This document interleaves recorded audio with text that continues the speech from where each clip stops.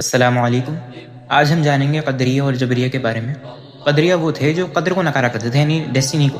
وہ یہ کہا کرتے تھے کہ ایک انسان کے جو اعمال ہیں وہ خود سے کر رہا ہے، اللہ کو ان کا علم نہیں ہے، یعنی انہوں نے قدری کو نکار دیا۔ اللہ نے جو قلم سے لکھی ہے ہماری تقدیر، اس کو ہی نکار دیا۔ انہوں نے کہا کہ ہم جو اعمال کر رہے ہیں اللہ کو ان کا علم نہیں ہے پہلے سے، ہمارے کرنے کے بعد اللہ کو اس چیز کا علم ہوتا ہے۔ اور جبریہ یہ کہا کرتے تھے کہ اللہ کی جو مخلوق ہے وہ مجبور ہے وہ اعمال کرنے کے لیے اچھے ہوں یا برے، کیونکہ اللہ نے پہلے سے ہی لکھ رکھا ہے قلم سے، تو اس لیے وہ مخلوق جو ہے وہ مجبور ہے وہ اعمال کرنے کے لیے جو وہ کر رہی ہے، یعنی ان کے پاس فری ول نہیں ہے۔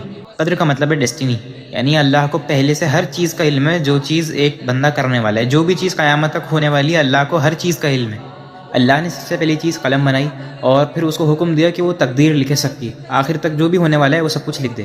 سلف الصالحین کا عقیدہ یہ تھا کہ ہم ہر اچھی اور بری تقدیر میں ایمان رکھتے ہیں۔ مسلم کی روایت ہے، جبریل علیہ السلام نے سوال کرا نبی کریم صلی اللہ علیہ وسلم سے کہ ایمان کیا ہے، تو انہوں نے جواب دیا کہ ایمان اللہ میں، اس کے فرشتوں میں، اس کی کتابوں میں، اس کے رسولوں میں، آخرت میں اور اچھی اور بری تقدیر میں یقین رکھنا ایمان ہے۔ امام مجاہد ابن عباس رضی اللہ تعالیٰ عنہ سے ارشاد فرماتے ہیں کہ کچھ لوگ ہیں جو قدر کو نکارتے ہیں۔ ابن عباس فرماتے ہیں کہ بے شک وہ اللہ کے کلام کو نکارتے ہیں، میں انہیں بال سے پکڑ کے کھینچوں گا۔ یقیناً اللہ اپنے عرش کے اوپر تھا جب اس نے کچھ نہیں بنایا، پھر سب سے پہلی چیز اس نے قلم بنائی اور اس کو حکم دیا کہ وہ سب کچھ لکھ دے جو قیامت تک ہونے والا ہے۔ لوگ وہی کر رہے ہیں جو لکھا جا چکا ہے۔ سالم بن عبداللہ سے کسی نے پوچھا کہ کیا انسان جو زنا کرتا ہے وہ بھی اس کی تقدیر میں لکھا ہوا ہوتا ہے؟ تو وہ جواب دیتے ہیں ہاں۔ پھر وہ پوچھتا ہے کہ کیا اللہ اس کو اس چیز کے لیے سزا دے گا؟ تو وہ کہتے ہیں ہاں۔ عمرو بن الحیثم رحمہ اللہ فرماتے ہیں کہ میں نے ایک جہاز پر سفر کیا، وہاں پر ہمارے ساتھ ایک قادری اور ایک مجوسی بھی تھا۔ اس قادری نے اس مجوسی سے کہا کہ مسلمان ہو جاؤ۔ اس مجوسی نے جواب دیا کہ جب تک نہیں، جب تک اللہ نہ چاہے۔ اس قادری نے کہا کہ اللہ تو چاہتا ہے لیکن شیطان تمہیں اکیلا نہیں چھوڑے گا۔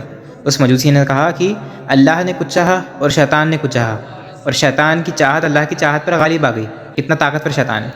ابھی کوئی یہ پوچھ سکتا ہے کہ اگر اللہ نے سب کچھ پہلے سے لکھ ہی دیا ہے، سب کچھ لکھا ہوا ہے پہلے سے، تو پھر ہم جو اعمال کر رہے ہیں ہمیں اس چیز کا گناہ کیوں ہو رہا ہے؟ کیونکہ لکھا تو اللہ نے سب کچھ پہلے سے دیا ہی ہے نا، ہم تو وہی کریں گے جو اللہ نے لکھ دیا ہے، تو ہمیں کیوں گناہ ہو رہا ہے اس چیز کا؟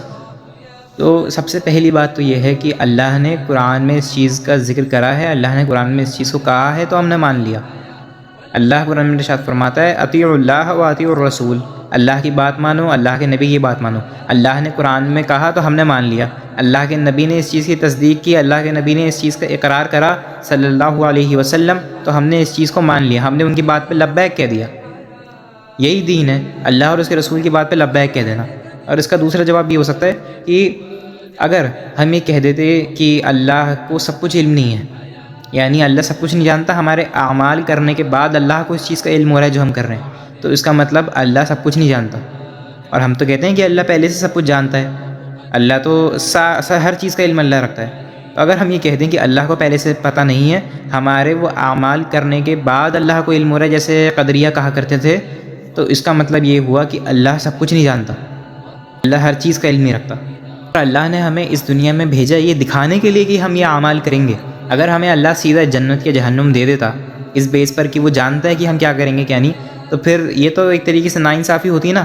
ہم تو سمجھتے کہ یہ ناانصافی ہوئی ہے ہمارے ساتھ، کیونکہ ہم نے تو وہ کام کرا ہی نہیں ہے جس کام کا اللہ ہمیں عذاب دے رہا ہے۔ تو اس لیے اللہ نے ہمیں دنیا میں بھیجا۔ اللہ قرآن میں ارشاد فرماتا ہے کہ ان کے اس دن آنکھیں گواہی دیں گی، ان کے ہاتھ گواہی دیں گے۔ تو گواہی دیں گے اس لیے کیونکہ ہم نے وہ اعمال کرے ہوں گے، تو اللہ ہمیں دکھا رہا ہے ابھی کہ آپ وہ اعمال کریں گے۔ اللہ کو تو علم ہے کہ ہم ایسا کریں گے ایسا کریں گے، لیکن ہمیں تو علم نہیں ہے نا اس چیز کا۔ ہم تو یہی سوچ کے رہے ہیں کہ ہم اب یہ کریں گے، ہمیں جنت جانا ہے تو اس کے حساب سے ہم اعمال کریں گے۔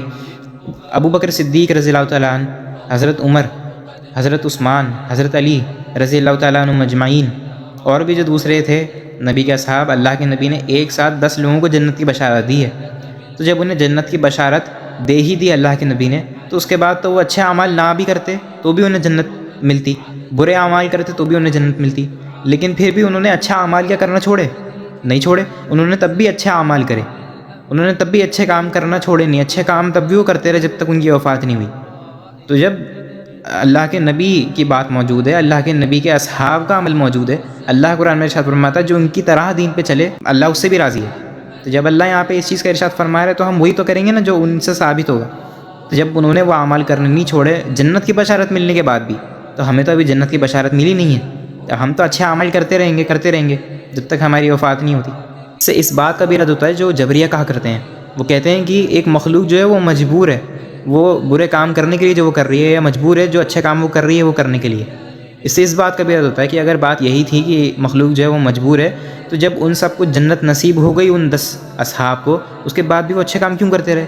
انہوں نے اس کے بعد بھی اچھے کام کرے، تو اس کا مطلب مخلوق جو ہے اس کے پاس اختیار ہے کہ وہ کیا کرے اور کیا نہ کرے، لیکن وہ اختیار ملنے کے بعد بھی اس کا علم اللہ کے پاس ہے کہ یہ مخلوق کیا کرے گی اور کیا نہیں کرے گی۔ بس اس کو دکھانے کے لیے اللہ نے ہمیں اس دنیا میں بھیج دیا، اور اسی لیے اللہ، جیسے میں نے پہلے تذکرہ کیا، اللہ قرآن میں اس چیز کا ارشاد فرماتا ہے کہ وہ اس دن ان کے ہاتھ گواہی دیں گے، ان کی آنکھیں گواہی دیں گی، تو وہ دیں گی اس لیے کیونکہ ہم نے وہ اعمال کرے ہوں گے۔